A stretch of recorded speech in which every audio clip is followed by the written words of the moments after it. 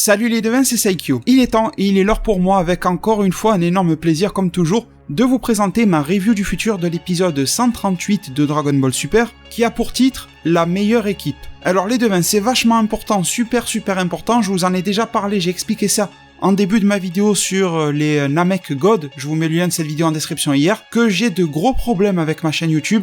J'en ai fait part à YouTube, j'ai écrit au service, pas client, mais au support YouTube, tu vois. J'aurais expliqué le problème est connu chez YouTube, ils me l'ont pas encore résolu, mais j'ai de gros problèmes de notification. Jusqu'à la preuve que l'autre jour sur mon live, on n'était que 7 personnes, je le relance un quart d'heure plus tard, on était 200, et on passe 5e des tendances France. Donc, un coup on est 7, un coup on fait partie des tendances, vous voyez. Il y a de gros soucis sur ma chaîne YouTube, YouTube est au courant, il cherche une solution, et je me permets alors, en début de vidéo, de vous demander un maximum de pouces bleus. Vous allez me dire, tu fais chier avec les pouces bleus. Oui, vous avez bien remarqué qu'en temps normal, c'est extrêmement rare que j'en demande au début de mes vidéos, mais là, ça va très mal d'un côté, qui est les notifications, alors je compense de l'autre, les pouces bleus. Mais là, c'est un cas de force majeure, et tant que mon petit souci de notification n'est pas réglé, je continuerai de demander des pouces bleus en début de vidéo. Je compte énormément sur votre compréhension, je ne vous la ferai pas à l'envers, vous me connaissez, depuis ces 2 ans, les pouces bleus, j'en parle rapidement en fin de vidéo, alors que c'est pas bon pour moi, hein. À la fin de la vidéo, il n'y a plus personne, hein. Enfin, il n'y a pas grand monde, quoi. Normalement, un youtubeur demande les pouces bleus en début de vidéo parce qu'il y a tout le monde. Donc, je vous fais rien à l'envers, c'est temporaire, je compte vraiment sur votre aide et sur votre support pour m'aider à compenser ces problèmes-là. Certains vont me dire combien tu veux de pouces bleus, ben je sais pas, mais je sais que par exemple, si on fait les mêmes scores que sur mes précédentes reviews du futur, c'est-à-dire par exemple 1300 likes, un truc comme ça, on est bien. Franchement, on est bien, je vous en demande pas plus, c'est facilement atteignable, on peut faire plus, mais voilà. J'en demanderai aussi sur mes autres vidéos, vous êtes prévenus tant que ces gros problèmes affectent ma chaîne YouTube parce que c'est grave et YouTube est au courant, donc voilà. Dès que c'est résolu, on passe à autre chose, merci beaucoup. Et donc cet épisode 138 du futur de Dragon Ball Super, que nous raconte-t-il ? Vous vous rappelez que le 137 avait eu pour conclusion et pour objectif de nous montrer la nouvelle team, dirigée par Champa et composée de C17, Hit, Goku, Caulifla, Jiren, Kiabe, Vegeta et Gohan. Cette équipe avait pris pour nom les enfants de la création, un petit peu en opposition des dieux de la destruction, tu vois, étant donné que ce sont des mortels issus de la création des Kaioshin, et qui veulent quand même s'affirmer en tant que mortels, même s'ils respectent l'ordre divin, faut pas trop se faire marcher sur les pieds non plus. Surtout quand leur Akaishin Virus vient de se faire tuer il y a quelques épisodes en arrière. Donc le constat en était là, on avait une équipe qui était pas forcément soudée, ils se connaissent tous, hein, mais ils ont pas tous des liens, etc. Et on en était resté aussi sur une chose, c'était Goku qui partait, tout simplement parce que Champa avait pu récupérer une pièce de l'espèce d'armure de Mosco, une pièce qui pourrait servir à détecter Mosco, sauf qu'ils n'ont pas de détecteur pour le trouver, donc Goku est parti voir Bulma.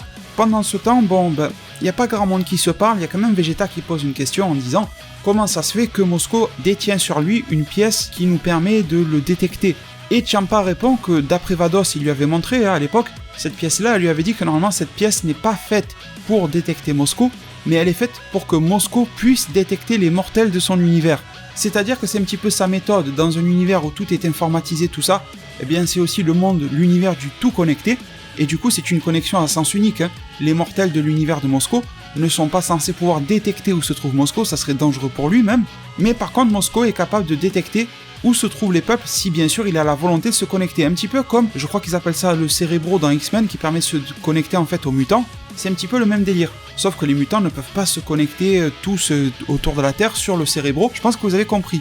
Donc cette pièce à la base elle sert à ça, sauf que Vados était convaincu que si on atteint un niveau de technologie suffisant, on pourrait réinverser un petit peu les choses et arriver à faire en sorte de pouvoir détecter où se trouve Mosco.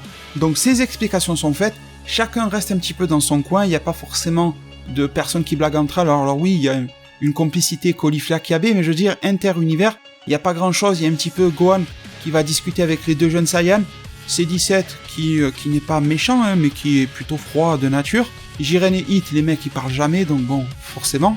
Vegeta, le type, on dirait qu'il est énervé constamment, vous le connaissez, hein, avec ses bras croisés.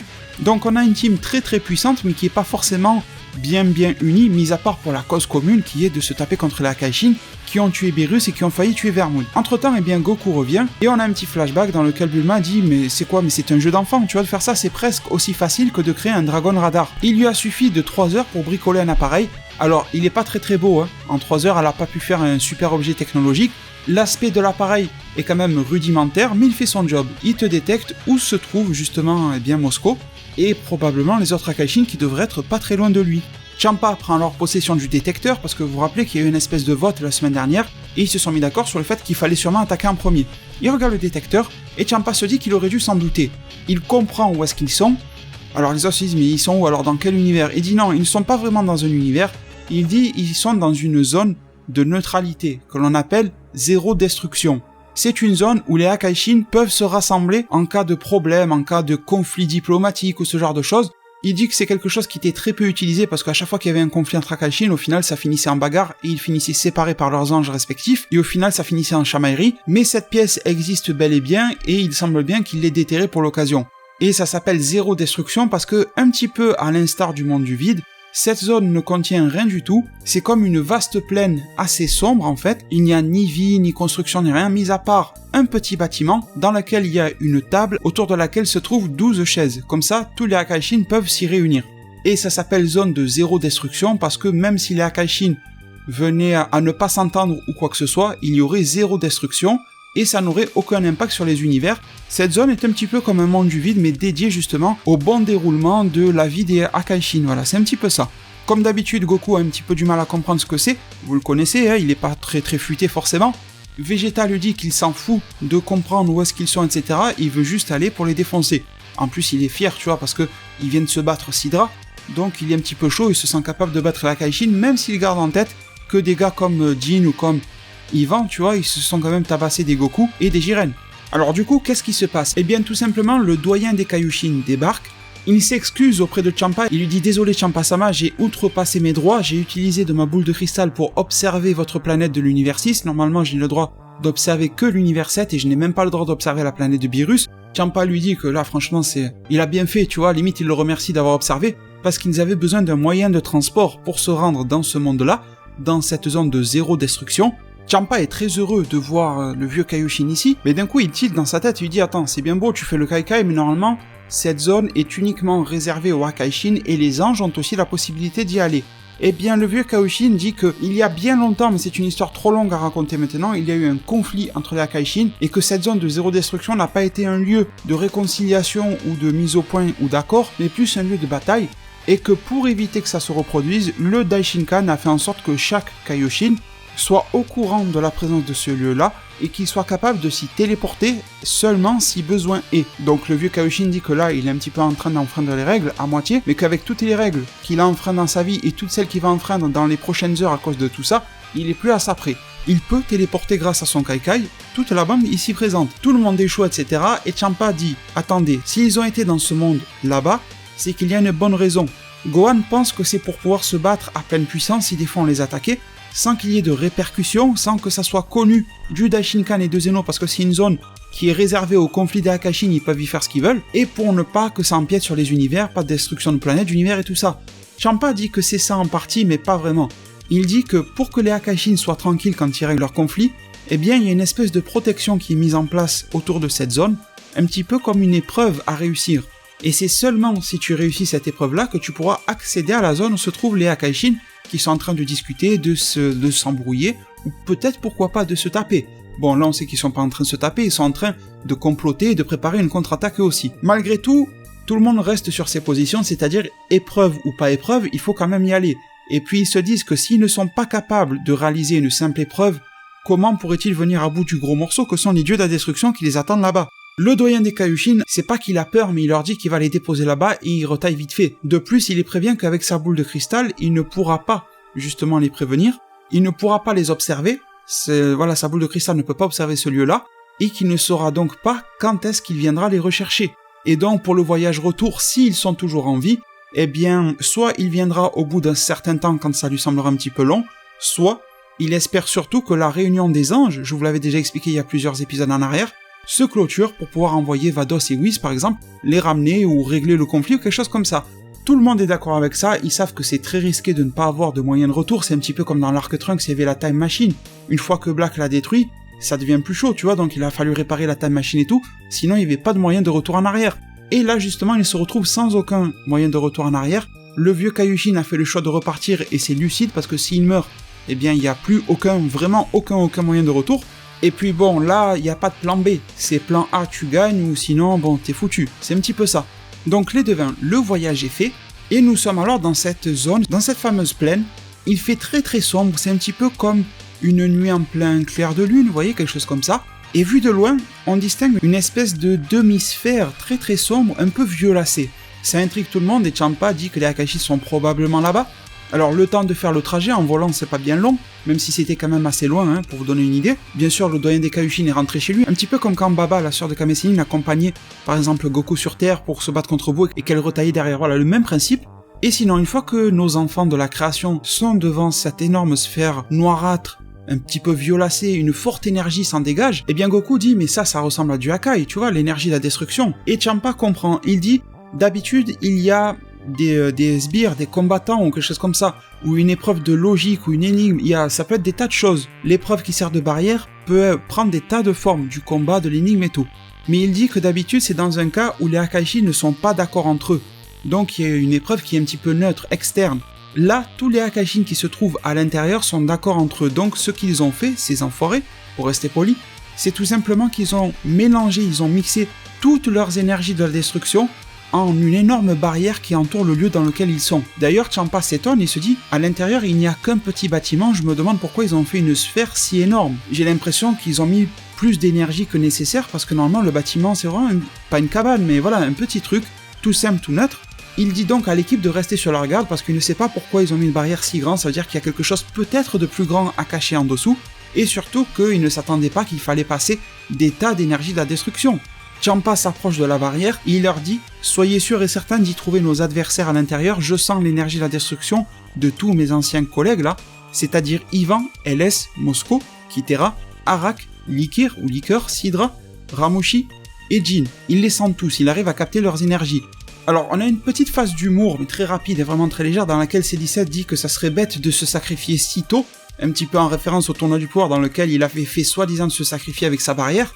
Mais justement, ça donne la puce à l'oreille à Gohan, qui dit « Mais justement, on peut peut-être faire quelque chose comme ça, sauf que cette fois-ci, il n'y aura pas de sacrifice. » L'idée de Gohan est que chacun d'entre eux va utiliser une de ses techniques spéciales, ou une de ses capacités spéciales, ou de son ki spécial, histoire de pouvoir contrer le ki adverse. Tout le monde n'est pas forcément serein ou ne comprend pas bien Gohan, mais Gohan leur dit « D'accord, ce sont des dieux, mais au final, combien sont-ils » Il dit « Ils sont 9. Et nous aussi, nous sommes 9. » Il dit « Il n'y a aucune raison que nous n'arrivions pas alors à passer une barrière si nous ne sommes pas en infériorité numérique. » Gohan dit « Je vais avoir besoin de l'aide de chacun de vous. » Il dit alors qu'il va falloir agir ensemble. Il dit que le plan est de mettre Hit et Jiren au milieu de leur groupe. Ils vont faire une espèce de formation, un petit peu comme les Romains, ou même si tu as vu Astérix, ils font souvent des formations. Ils vont y aller en formation. Au milieu, Hit, Jiren. Le but de Hit sera d'utiliser sa manipulation du temps pour, au moins pendant une fraction de seconde, pouvoir stopper le temps pour cette vague de Hakai, ce qui la rendra moins dangereuse même s'il faudra toujours s'en méfier énormément. Pour faire en sorte que cette manipulation du temps de Hit dure plus longtemps, eh bien Jiren va constamment transférer de son ki à Hit pour que les batteries, les réserves d'énergie de Hit ne soient pas vidées, parce que stopper le temps pour une vague d'énergie de la destruction, c'est quelque chose de quasi impossible. Mais Gohan pense que, en se servant de l'énergie un petit peu comme d'une pile ou d'une batterie de Jiren, ça peut marcher pour aider Hit à y arriver. Gohan demande alors à Champa s'il est capable de faire en sorte que son énergie de la destruction ne soit pas destructrice pour certaines personnes qu'il aurait choisies. Et Champa dit qu'il ne le fait jamais, mais que c'est tout à fait possible. C'est-à-dire qu'il peut autoriser certaines personnes à la toucher sans que ça ne soit destructeur pour lui. Au final, c'est son attaque, il peut quand même la contrôler. Le plan ensuite est alors que Champa va enfermer tout le monde dans une vague de Hakai. Donc en gros, on va confronter le Hakai de Champa au Hakai des autres Hakaishin, qui sera stoppé dans le temps grâce à Hit. Parce que je vous rappelle aussi que le fait de stopper le temps de Hit peut affecter que certaines choses ou personnes. Il n'est pas obligé d'affecter tout le monde. En tant que sécurité, même si c'est plutôt léger, Gohan veut faire en sorte que C17 mette une barrière en double couche de la vague de Hakai. La barrière de C17 ne sera pas confrontée au Hakai de tous les Hakaishin. Ça sera vraiment une protection si des fois le plan foire, il y aura au moins la barrière pour essayer de faire quelque chose. Enfin voilà. Et il nous reste alors de la main d'œuvre Goku, Vegeta, Caulifla, Kiabe et Gohan qui vont être là pour pousser. Goku et Vegeta pousseront vers l'avant pour faire en sorte qu'ils puissent avancer. Caulifla et Kiabe vont prendre les côtés pour ne pas être étouffés parce que ça va être une grosse force de pression sur eux qui va vouloir les enfermer jusqu'à les détruire complètement. Et Gohan sera à l'arrière pour maintenir la barrière et faire en sorte que ça ne se referme pas sur eux. À la force bien sûr de ses bras. Enfin pour ces 5 là que je viens de citer, Goku, Vegeta, Caulifla, Kiabe et Gohan, ça sera à la force de leurs bras. Donc tout un travail d'équipe pour pouvoir passer cette épreuve et bien sûr arriver à leur but. Et au final, les devins, c'est ce qui se fait. Tout se met en place, je ne vais pas répéter ce que je viens de dire, mais la scène est quand même assez épique. On a la musique qui se déclenche et tout ça. Hit commence à stopper le temps.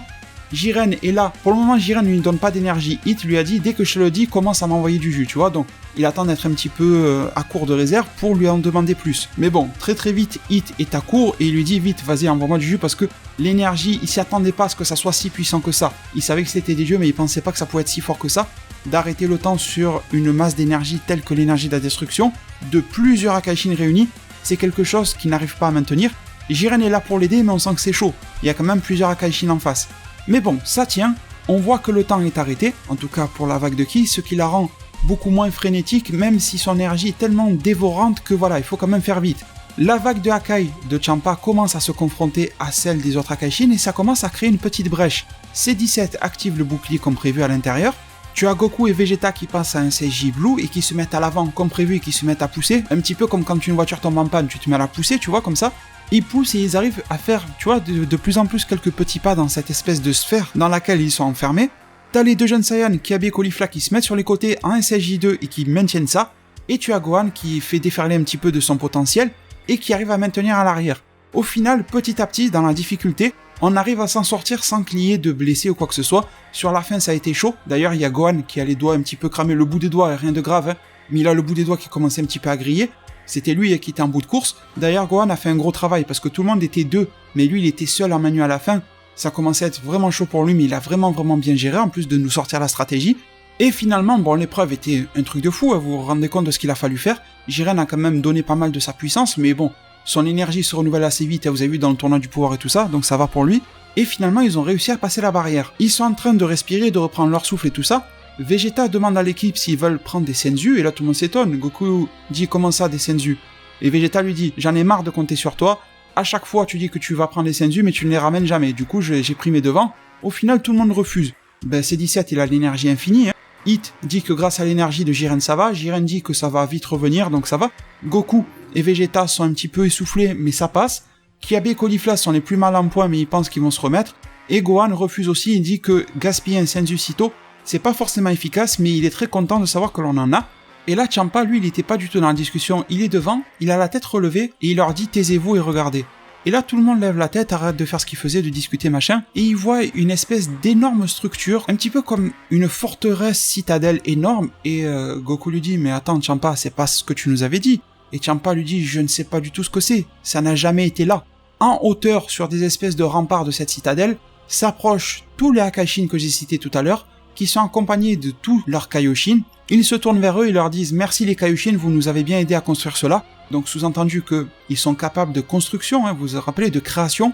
Les Kaioshin peuvent créer, et peuvent créer des matériaux et tout ça. Ils disparaissent avec un Kaikai, ils se barrent de là parce qu'ils savent qu'ils vont prendre cher, hein, s'il y a un combat entre les Akaishin et les mortels et tout ça.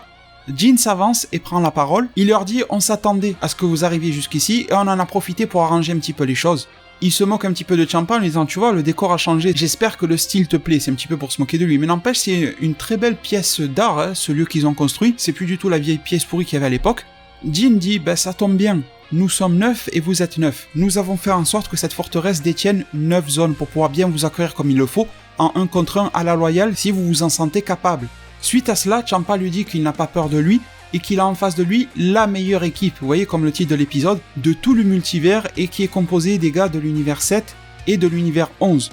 Jin et les autres en rigolent beaucoup et ils finissent par se disperser, un petit peu comme des ninjas dans Konoha tout ça qui se dispersent dans Naruto. Et au final une discussion très rapide s'opère entre notre équipe là, les enfants de la création. Tout simplement qu'est-ce qu'on fait? Est-ce qu'on reste groupé et on essaye de les choper un par un, ou est-ce qu'on se sépare pour y aller? Mais c'est très risqué, surtout pour les gars les plus faibles, tu vois.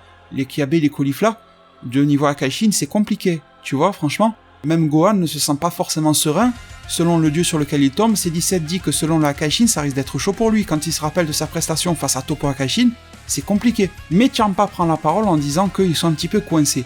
Parce que s'ils y vont en groupe sur une seule personne, il se dit que leurs ennemis ont sûrement prévu tout ça, et qu'ils vont tirer la sonnette d'alarme. Imaginons que tout ce groupe se retrouve seul face à LS, pourquoi pas.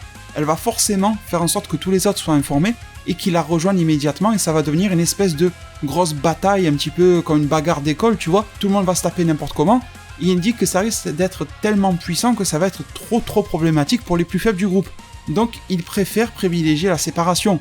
Les Senzu sont séparés entre chacun des membres du groupe, et on a alors un espèce de plan rapproché, tout le monde est déterminé, ils font chacun un pas en avant, c'est une espèce de plan assez sympa, on voit un petit peu le dynamisme du pas en avant de chacun, et qu'ils vont se séparer pour tenter d'aller déboîter du Hakaishin.